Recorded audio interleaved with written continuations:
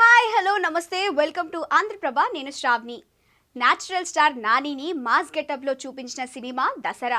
ఈ సినిమాలో Nani getup, friendship, emotions, actions అన్నీ ఫుల్గా వర్కౌట్ అయ్యాయి. పాటలు కూడా హిట్ అయిపోయాయి.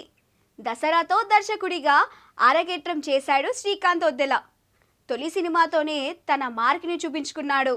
దసరా తర్వాత శ్రీకాంత్ నుంచి కొత్త సినిమా కబురేం రాలేదు.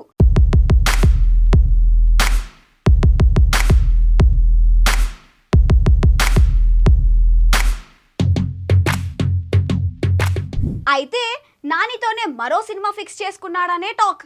దసరాతో హిట్ ఇచ్చినందుకు రిటర్న్ గిఫ్ట్గా నాని శ్రీకాంత్కి మరో ఛాన్స్ ఇచ్చాడు. కథ ఆల్రెడీ ఓకే అయిపోయింది. దానికిప్పుడు తుది మెరుగులు దిద్దుతున్నారు. నాని ప్రస్తుతం సరిపోదా శనివారం సినిమాతో బిజీగా ఉన్నాడు. సరిపోదా శనివారం తర్వాత త్రివిక్రమ్తో సినిమా మొదలవుతోంది. అదేమైనా ఆలస్యం అయితే శ్రీకాంత్ సినిమా మొదలు పెట్టేస్తారు.